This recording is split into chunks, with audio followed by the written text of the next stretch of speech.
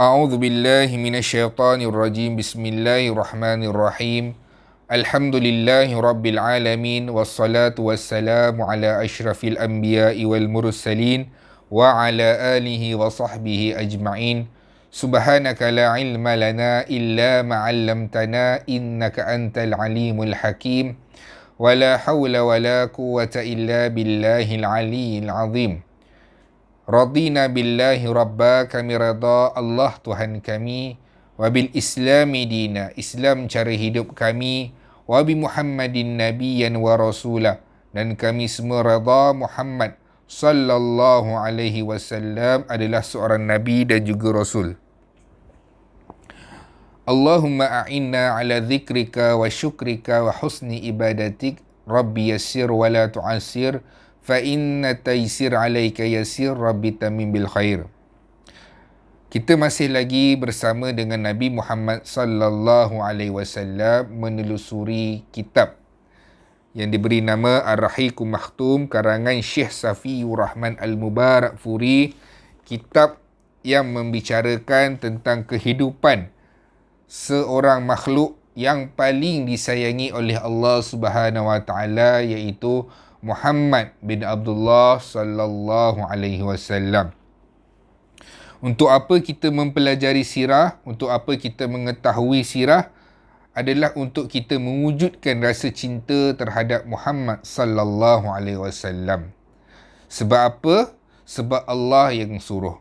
La yu'minu ahadukum, tidak sempurna iman seseorang selagi mana dia tidak meletakkan cinta yang pertama terhadap Allah, dan cinta kedua di dalam hatinya adalah Rasulullah sallallahu alaihi wasallam. Untuk apa kita mempelajari sirah? Adalah untuk kita mengikuti cara hidup Nabi Muhammad sallallahu alaihi wasallam, menerusi perjalanan sirah, pengamatan sunnah Nabi Muhammad sallallahu alaihi wasallam. Untuk kita mewujudkan rasa cinta ini, kita mestilah mengetahui perjalanan hidup Muhammad sallallahu alaihi wasallam. Sebab kita boleh kata cinta terhadap keluarga, ibu bapa, suami, isteri, anak-anak, sebab mereka hidup sama kita. Mereka ada pertalian darah dengan kita dan kita boleh rasa cinta itu. Tapi Nabi Muhammad sallallahu alaihi wasallam dah meninggalkan kita hampir 1400 tahun lamanya. Jadi untuk mewujudkan rasa cinta ini adalah dengan cara kita mengenali Nabi kita melalui sirah Nabi Muhammad sallallahu alaihi wasallam. Sirah Nabi terbahagi kepada dua fasa. Fasa yang pertama adalah fasa Mekah, iaitu 53 tahun. Kemudian fasa yang kedua adalah fasa Madinah, 10 tahun. Walaupun fasa Madinah mengambil masa 10 tahun sahaja berbanding dengan Mekah 53 tahun, tapi perbahasan di Madinah mengambil masa yang sangat panjang dan banyak huraiannya. Kerana di Mekah Rasulullah sallallahu alaihi wasallam hanyalah seorang rasul sahaja. Tapi apabila Rasulullah sallallahu alaihi wasallam berhijrah ke Madinah, Nabi Muhammad sallallahu alaihi wasallam bukan hanya sekadar rasul. Nabi merupakan ketua negara, Perdana Menteri Madinah pada ketika itu. Nabi merupakan pemimpin. Nabi lah yang menjadi rasul. Nabi mempunyai isteri lebih daripada seorang, kerana di Madinah Rasulullah sallallahu alaihi wasallam mempunyai 8 orang isteri. Kemudian di Madinah juga syariat diturunkan. Syariat mana? Iaitu syariat berkaitan dengan zakat, syariat berkaitan dengan puasa dan sebagainya. Banyak syariat yang turun. Maksudnya perintah-perintah Allah turun banyak di Madinah. Jadi di Madinah juga Rasulullah sallallahu alaihi wasallam terlibat dengan perang. Di Mekah tiada perang, di Madinah ada perang, di mana musuh-musuh Allah cuba nak menawan ataupun menghancurkan negara Madinah. Sebab apa? Mereka tak suka dengan Nabi Muhammad sallallahu alaihi wasallam menerusi ajaran yang Nabi bawakan, iaitu mentauhidkan Allah Subhanahu wa taala. Fasa Mekah kita dah habis dah bahaskan. 53 tahun kehidupan Rasulullah sallallahu alaihi wasallam di Mekah telah selesai kita bahaskan. Malam ini kita akan sambung melalui fasa Madinah, di mana fasa Madinah kita dah sampai dan kita dah selesai kisah ataupun berkaitan dengan Perang Badar. Perang Badar kita dah habis dah bincangkan, di mana Rasulullah sallallahu alaihi wasallam pada asalnya bukan berniat untuk berperang, hanya ingin menyekat saja rombongan dagangan Quraisy. Tapi Abu Sufyan meminta bantuan daripada Mekah yang dipimpin oleh Abu Jahal ketika itu untuk datang membawa bantuan. Banyaknya tentera mereka, sehingga kan pada ketika itu Abu Sufyan dah berjaya dah selamatkan rombongan dagangan tersebut. Tapi Abu Jahal tetap nak menyerang dan membunuh Muhammad sallallahu alaihi wasallam. Dia tetap teruskan perjalanan itu. Lalu terjadilah Perang Badar, di mana Perang Badar ini merupakan perang pertama dalam sejarah Islam yang paling kita kenali. Sungguh pun Badar merupakan perang yang pertama, tapi kalau kita mempelajari sirah, kita akan mengetahui sebelum Perang Badar itu ada perang-perang yang kecil yang sebelum ini kita dah bahaskan. Dan Perang Badar lebih diingati kerana ianya menghimpunkan sahabat yang jumlahnya ramai, dan ianya merupakan peperangan yang tentera musuh ketika itu berjumlah 1,000 orang. 1,000 orang, sedangkan tentera orang Islam hanyalah 313 saja. Ini merupakan perang yang sangat masyhur kerana orang Islam, tentera Islam pada ketika itu mendapatkan kemenangan yang besar. Kemenangan yang besar, dan orang-orang kafir Quraisy Mekah malu besar. Malu besar kerana dalam peperangan itu mereka tewas. Kerajaan Mekah Quraisy tewas kepada kerajaan baru Madinah. Kerajaan Quraisy Mekah yang kerajaan lama mempunyai tentera yang ramai, kelengkapan yang cukup, kemudian infrastruktur yang cukup, kekuatan tentera yang hebat. Mereka kalah dengan kerajaan Islam Madinah yang baru sahaja ditubuhkan oleh Rasulullah sallallahu alaihi wasallam, yang pada ketika itu baru tahun kedua Hijrah, dan Rasulullah sallallahu alaihi wasallam memimpin tentera ketika itu jumlahnya sedikit, 313 sahaja menentang 1,000 orang, dan tentera Islam menang, mendapat kemenangan yang besar. Maka orang-orang kafir Quraisy Mekah malu, sangat malu, kerana berita kekalahan mereka tersebar di semenanjung tanah Arab sehingga ke negeri Syam. Semua orang tahu berkaitan dengan kekalahan orang-orang Quraisy Mekah. Semua tahu. Jadi orang kafir Quraisy ini, orang Mekah ini tak boleh terima kekalahan tersebut, dan mereka sangat malu. Malah di dalam peperangan itu ramai tentera-tentera ataupun Perdana Menteri, orang-orang kanan pemimpin Quraisy yang mati. Yang paling masyhur adalah kematian Abu Jahal. Abu Jahal mati di dalam Perang Badar ini. Ini membuatkan satu rasa marah dan rasa tidak puas hati dan rasa tidak suka bagi orang-orang kafir Quraisy. Mereka tak suka. Sebab apa? Mereka kalah dan malu besar dalam peperangan tersebut. Tapi di pihak Islam, peperangan Badar ini, kemenangan Badar ini merupakan satu moral yang tinggi. Satu moral yang tinggi buat orang Islam, ataupun menjadi satu suntikan semangat buat orang Islam, sebab orang Islam menunjukkan bahawa negara Madinah yang baru saja dibina itu merupakan negara yang kuat. Negara yang kuat, dan juga membuatkan orang Islam bertambah semangat. Dan ketika itu ramai orang-orang Madinah yang masuk Islam. Yang masuk Islam pada ketika itu. Hari ini kita akan sambung. Kita akan tengok aktiviti ketenteraan antara Badar dan Uhud. Kita nak tengok apa yang berlaku selepas peristiwa Perang Badar. Selepas peristiwa Perang Badar, orang-orang Quraisy tak berpuas hati dan mereka malu besar. Mereka malu besar dan orang-orang Islam mendapat suntikan moral yang tinggi dan kuat untuk orang-orang Islam. Dan ini menunjukkan orang Islam merupakan negara yang tidak mudah untuk ditakluki. Walaupun ketika itu usia negara Madinah baru sahaja 2 tahun. Seawal tahun kedua hijrah, mereka telah pun menang dalam peperangan. Allah Subhanahu Wa Taala memberitahu di dalam surah Al-Ma'idah, engkau akan benar-benar mendapat manusia yang paling keras permusuhannya. Allah bagi tahu kepada Nabi, kamu akan benar-benar mendapati manusia yang keras permusuhannya dengan orang Islam. Iaitu siapa? Orang Yahudi dan juga orang-orang musyrikin. Orang-orang musyrikin. Yahudi dan musyrikin, orang-orang yang syirik kepada Allah, ini adalah orang yang paling keras menentang agama Islam. Yang paling keras menentang Islam. Dan ada juga kelompok lain.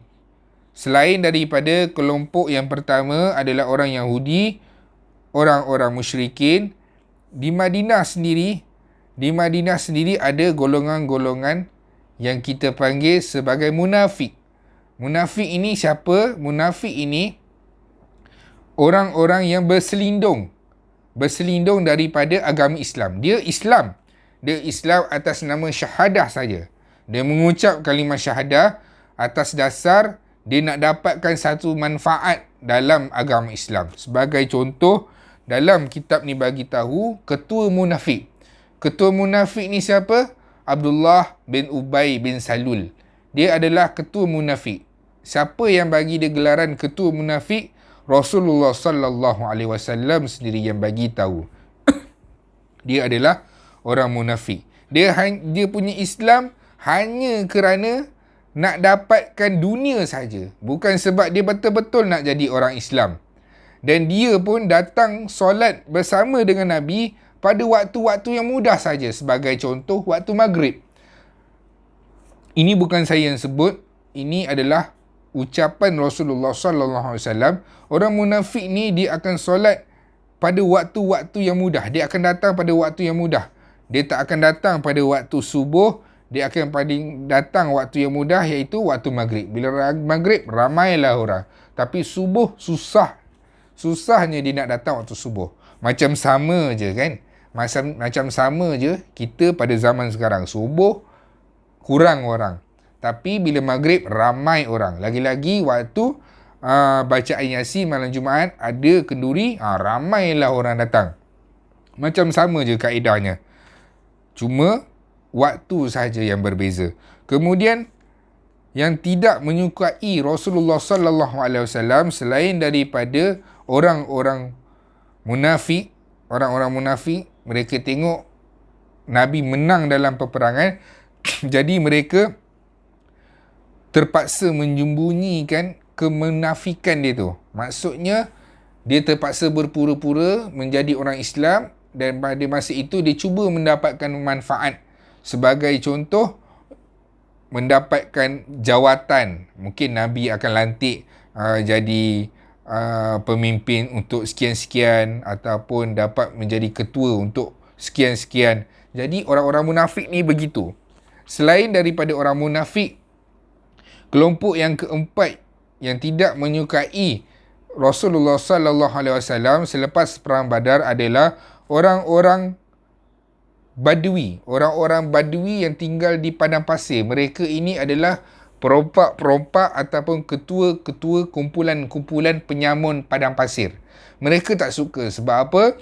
Bila kerajaan Madinah menang, kerajaan Islam Madinah, mereka dah tak boleh dah nak merompak, nak merampas harta orang lain sebab Islam sangat menjaga wilayahnya. Dan agama Islam ini melarang orang merampas harta orang lain secara paksa. iaitu secara curi. Islam tak akan benarkan, dan Islam amat melindungi orang yang berada di bawah pimpinannya, iaitu pimpinan Islam ini. Rasulullah sallallahu alaihi wasallam memberi jaminan sesiapa sahaja yang duduk di bawah pemerintahan Islam, mereka akan dilindungi, keselamatan mereka dilindungi, harta mereka dilindungi, walaupun dia tidak Islam. Sebagai contoh, dalam penduduk Madinah ini ada orang Yahudi, ada orang musyrikin. Walaupun majoriti ketika itu adalah orang Islam, tapi hak-hak mereka ini dilindungi. Jadi yang paling tak suka adalah orang-orang Badui padang pasir, iaitu perompak-perompak, penyamun-penyamun di padang pasir yang menyamun. Kalau ada rombongan dagangan ke, mereka akan samun. Golongan-golongan ni tak suka, orang-orang Badui ni tak suka, sebab aktiviti mereka pasti akan ditentang oleh kerajaan Islam Madinah yang baru ketika itu. Jadi pada itu, orang-orang Yahudi mengumumkan permusuhan dan menunjukkan sikap kedengkian dan kebencian terhadap orang Islam. Kita akan tengok dalam Rasulullah sallallahu alaihi wasallam berjaga-jaga dalam menghadapi musuh daripada luar. Di Madinah sendiri, di dalam Madinah sendiri, Rasulullah sallallahu alaihi wasallam terpaksa menghadapi orang-orang yang berpura-pura, orang-orang munafik yang berada di dalam Madinah. Orang-orang yang berpura-pura ini yang datang ke masjid, yang mereka mencuri-curi dengar perbualan Nabi dengan para sahabat. Dia nak tengok lepas ni Muhammad nak buat apa yang Muhammad nak rancangkan. Mereka mencuri-curi dengan maklumat ini supaya apa? Mereka dapat membuat satu plan macam mana nak hancurkan rancangan Muhammad sallallahu alaihi wasallam. Selain daripada Rasulullah sallallahu alaihi wasallam memikirkan serangan daripada luar, serangan daripada Mekah, Rasulullah juga terpaksa berhadapan dengan orang-orang yang berada di dalam Madinah itu sendiri, musuh-musuh yang berada di dalam Madinah itu. Antaranya adalah orang Yahudi. Seperti mana kita akan tengok di dalam suasana Madinah, di dalam Madinah itu sendiri, Rasulullah sallallahu alaihi wasallam mendapat maklumat daripada pasukan-pasukan Sariyah. Bila Rasulullah dengar ada Bani Sulaim dan juga Bani Ghatafan. Ghatafan ini ada maklumat nak kata mereka nak menyerang orang-orang Islam di Madinah. Jadi Rasulullah hantar dulu pasukan Sariyah. Pasukan Sariyah ini adalah pasukan pengintip. Dia pergi dulu tempat ambil maklumat. Nabi dengar dah berita tu, ura-ura itu. Adakah Rasulullah terus pergi menyerang? Rasulullah membuat perancangan. Nabi menghantar pasukan Sariyah pengintip ini untuk pergi dengar sama ada berita ini benar ke, berita ini palsu ke, ataupun hanya cakap-cakap di kedai kopi. Jadi balik pasukan Sariyah ni dia bagi tahu, ya Rasulullah, ini benar. Bani Sulaim dan juga Bani Ghatafan, mereka memang sedang menghimpunkan kekuatan untuk memerangi Madinah. Apa yang Rasulullah sallallahu alaihi wasallam buat? Rasulullah terus memimpin, menghantar, mengetuai pasukan 200 tentera berkuda untuk pergi ke wilayah Ghatafan tersebut. Salah satu cara ataupun taktik Nabi Muhammad sallallahu alaihi wasallam, sebelum pasukan pihak musuh datang dahulu, Nabi akan pergi dahulu. Nabi akan pergi dahulu bersama tenteranya untuk pergi mulakan serangan tersebut. Itu adalah cara orang Islam. Sebab apa? Sebab orang-orang Quraisy, orang-orang kafir, orang-orang musyrikin, mereka, perancangan mereka mengharapkan peruntukan. Orang Islam menjadi sunnah Nabi Muhammad sallallahu alaihi wasallam, mereka berperang atas duit mereka sendiri. Masing-masing mengeluarkan peruntukan masing-masing. Masing-masing mengeluarkan jumlah duit, jumlah emas, perak yang ada untuk menjadi sumbangan untuk menghadapi peperangan. Ini adalah cara tentera Islam. Mereka tidak menunggu. Para sahabat tidak menunggu peruntukan. Mereka keluarkan dana mereka sendiri, baju besi mereka sendiri, pedang mereka sendiri, bekalan mereka sendiri untuk berjihad di jalan Allah Subhanahu Wa Taala. Mereka tidak seperti pasukan-pasukan musuh. Jadi Rasulullah mengambil inisiatif untuk pergi keluar untuk menghadapi musuh dahulu sebelum musuh datang. Rasulullah mengetuai hampir 200 tentera berkuda sampai satu kawasan yang diberi nama Al-Qudr. Tempat itu bernama Qudr, iaitu tempat Bani Sulaim dan juga Bani Ghatafan. Apabila mereka nampak Rasulullah sallallahu alaihi wasallam datang nak menyerang mereka, mereka lari kemudian meninggalkan hampir 500 unta di lembah itu, dan Rasulullah sallallahu alaihi wasallam merampas kesemuanya sebagai ghanimah, iaitu harta rampasan perang, dan mereka Rasulullah membahagikan harta tersebut seperti mana yang kita tengok dalam perang Badar. Rasulullah mengambil 1/5 untuk Nabi dan Allah Subhanahu Wa Taala. Untuk Allah dan Rasulnya Nabi dah ambil, kemudian Rasulullah membahagikan harta itu dan semua dapat harta tersebut. Dan Rasulullah tinggal di kawasan situ, bermukim di situ selama 3 hari sebelum balik ke Madinah. Ini memang menjadi sunnah dalam mana-mana peperangan, baik musuh ke ataupun orang Islam. Apabila mereka menang dalam satu peperangan, mereka akan bermukim di tempat itu selama 3 hari. Selama 3 hari sebelum pulang ke tempat mereka. Dan ketika itu Rasulullah sallallahu alaihi wasallam menyerahkan, sepeninggalannya Rasulullah pergi keluar daripada Madinah, Rasulullah sallallahu alaihi wasallam memberikan urusan Madinah untuk dipimpin oleh Abdullah bin Umi Maktum, ataupun dalam riwayat lain memberitahu Siba bin Urfutah ataupun Abdullah bin Umi Maktum yang memimpin. Sama ada 2 pendapat yang memimpin Madinah dalam keadaan Rasulullah pergi keluar. Maksudnya Rasulullah mengamanahkan Abdullah bin Umi Maktum untuk memimpin urusan-urusan di Madinah. Kemudian kita akan lihat, insya-Allah malam ni kita akan lihat apa lagi perkara yang berlaku selepas perang Badar.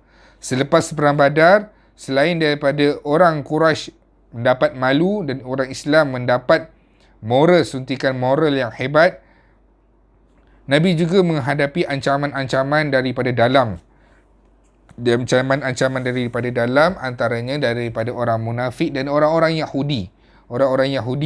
Di mana selepas Rasulullah pergi keluar untuk menyerang Bani Sulaim sebab mendapat maklumat bahawa mereka mengumpulkan kekuatan untuk nak menyerang Madinah. Orang-orang Quraisy, kita tengok apa yang berlaku di Mekah. Di Mekah, setelah habis perang Badar, ada satu kisah di mana Umair bin Wahab Al-Jumahi duduk bersama Safwan bin Umayyah di Kaabah. Ada satu hari, Umair bin Wahab Al-Jumahi duduk bersama Safwan. Ini dah lepas perang Badar. Mereka sembang berkaitan dengan perang Badar.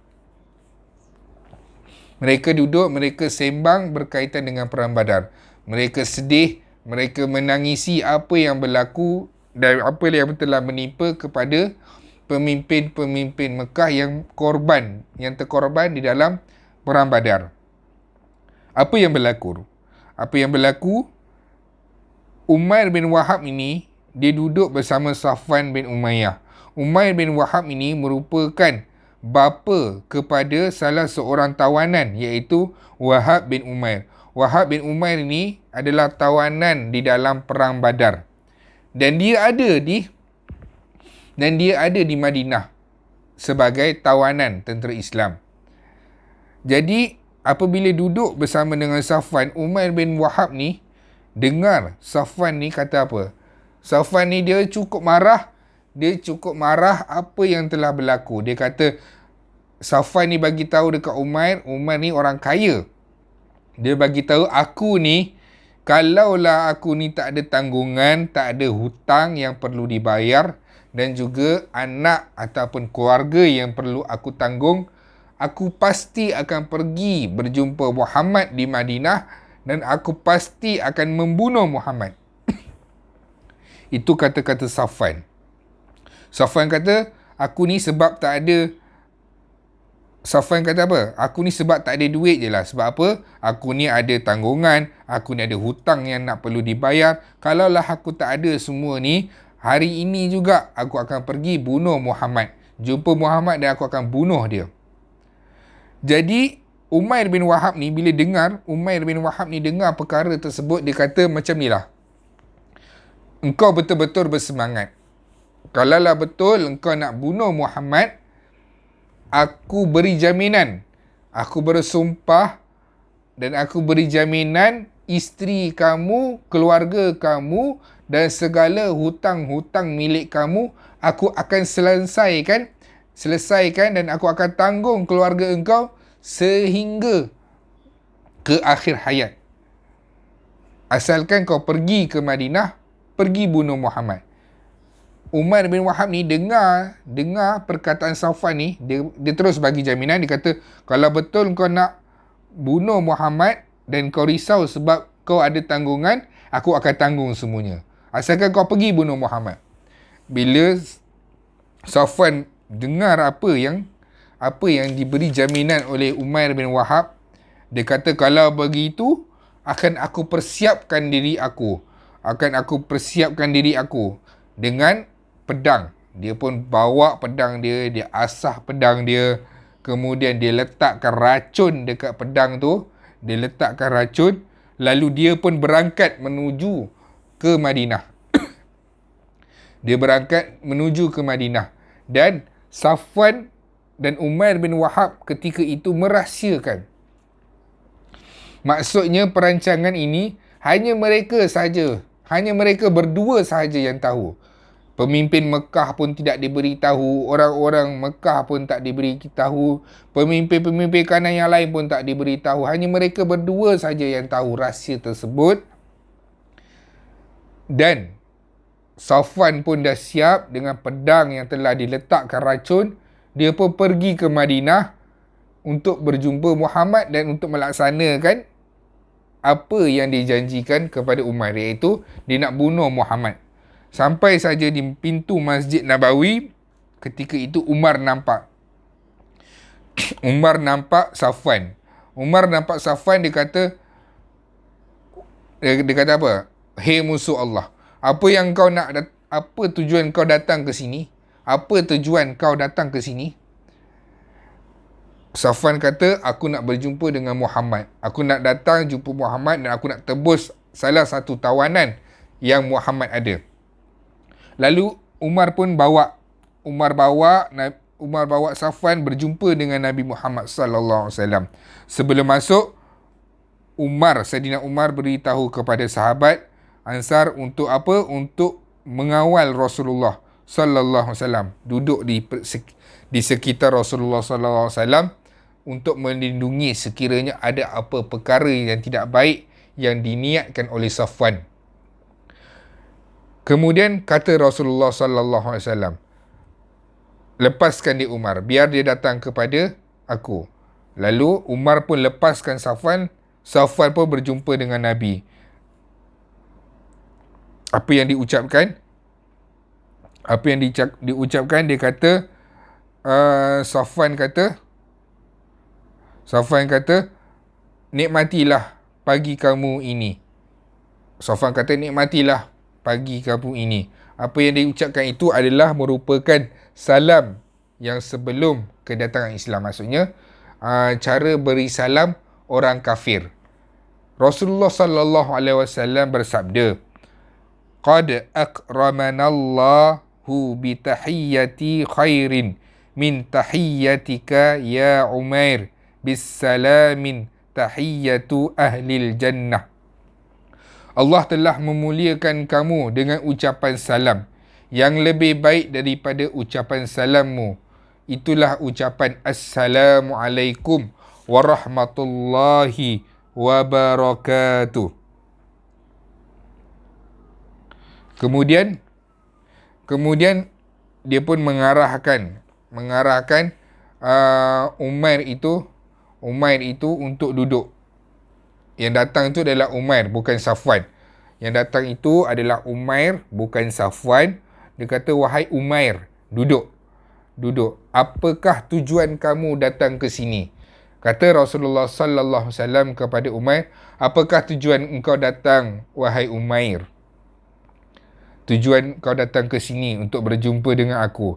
Jawab Umair, aku datang kerana tawanan yang ada di tanganmu. Aku meminta kamu berbuat baik kepadanya. Kemudian Rasulullah sallallahu alaihi wasallam ulang balik. Apakah sebenarnya tujuan kamu datang ke sini bersama dengan pedang yang ada di tanganmu itu? Umair jawab, aku hanya datang ke sini untuk berjumpa dengan kamu atas urusan tawanan perang yang telah kamu jaga. Lalu Rasulullah sallallahu alaihi wasallam tanya lagi, wahai Umar, jujurlah kepadaku, apa yang menyebabkan kamu datang kemari? Umar pun masih menjawab soalan yang sama. Dia kata atas tujuan tawanan. Lalu Rasulullah sallallahu alaihi wasallam menceritakan, bahkan engkau telah duduk bersama Safwan bin Umayyah di teduhan Kaabah. Di teduhan Kaabah. Rasulullah cerita, wahai Umair, tadi kamu duduk dengan Safwan dekat Mekah, dekat teduhan Kaabah, dekat tepi Kaabah. Kamu berbincang dengan dia. Kamu menyebut-nyebut tentang korban Quraisy yang dipendam di telinga, tidak bertuan. Lalu engkau berkata, kalau aku tidak mempunyai tanggungan hutang dan keluarga, nescaya akan aku pergi membunuh Muhammad. Maka Safwan yang kaya itu bersedia untuk memikul hutangmu dan nafkahmu, keluargamu, agar engkau boleh membunuhku. Rasulullah ceritakan kepada Umair ini, wahai Umair, bukankah engkau telah merancangkan sesuatu dan Safwan tahu perkara tersebut dan Safwan berjanji akan membela keluarga kamu? Bila dengar perkataan Nabi Muhammad sallallahu alaihi wasallam itu, Umair terus masuk Islam. Umair terkejut dan hanya berkata, sesungguhnya engkau adalah Rasul Allah. Kau adalah pesuruh Allah. Selama ini aku mendustakan kamu, tapi pada hari ini aku bersaksi tiada Tuhan selain Allah dan engkau adalah pesuruh Allah. Maka Safwan masuk Islam ketika itu. Safwan sedar yang hanya Allah lah yang memberitahu kepada Nabi itu apa yang telah berlaku. Sebab hanya Safwan dengan Umair saja yang tahu perancangan mereka itu dan mereka tak bagi tahu orang lain. Tapi Nabi boleh ceritakan secara terperinci apa yang telah berlaku di teduhan Kaabah itu. Dan Nabi ulang sebutir-sebutir apa yang berlaku di pinggir, iaitu di teduhan Kaabah tersebut. Apa yang mereka ucapkan, apa yang mereka janjikan, apa yang mereka bualkan, Rasulullah beritahu kepada Umar. Maka Umar percayalah bahawa Allah sahajalah yang boleh memberitahu kepada Rasulnya perkara tersebut. Maka Umar mengucapkan, asyhadu an la ilaha illallah wa asyhadu anna Muhammadar Rasulullah. Aku bersaksi tiada Tuhan selain Allah dan engkau adalah pesuruh Allah. Maka Safwan pun masuk Islam. Maka Umair pun masuk Islam. Safwan yang ketika itu berada di Mekah, dia pun menjaja cerita kepada orang-orang Quraisy Mekah. Dia kata, 2-3 hari lagi kita akan dapat berita gembira. Berita yang boleh membuatkan kita lupakan kesedihan akibat kekalahan kita dalam perang Badar.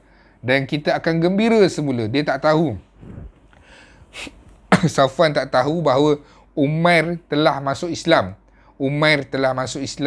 Dia tak tahu berita tersebut. Dia kata 2-3 hari lagi kita akan dapat berita. Dia pergi bagi tahu kat semua orang-orang Mekah, kita akan dapat berita yang mana berita itu akan membuatkan kita lupa tentang kekalahan kita dalam perang Badar. Punyalah dia nak bagi semangat kepada orang-orang kafir Quraisy yang ada kat Mekah. Dia kata berita ni lebih hebat, lebih bagus dan membuatkan kita lupa tentang kekalahan kita di Perang Badar. Sedangkan dia tak tahu bahawa Umair telah pun masuk Islam. Umair pun pulang ke Mekah dan tinggal di sana. Tinggal di Mekah, kemudian dia pun mengajak ataupun berdakwah kepada orang-orang Islam di Mekah dan ramai yang masuk Islam di bawah Umair. Jadi niat asal dia nak pergi bunuh Muhammad disebabkan mukjizat yang telah Allah berikan, Allah ilhamkan, Allah beritahu kepada Nabi Muhammad tentang peristiwa perancangan Umair dengan Safwan ini di tepi Kaabah, peristiwa tersebut, dan Nabi boleh ucapkan satu persatu apa yang mereka bincangkan. Maka Umair pun percaya bahawa Nabi Muhammad sallallahu alaihi wasallam memang adalah utusan Allah dan dia pun masuk Islam. Niat asal dia nak bunuh, tapi Allah campakkan hidayah kepadanya dan masuklah Islam Umair. Maka Safwan pun tengok je lah kawan dia tu. Dia tengok rupanya, oh, dia dah pergi berjumpa dengan Muhammad, bukan dia nak bunuh, tapi telah masuk Islam, telah masuk ajaran Nabi Muhammad sallallahu alaihi wasallam.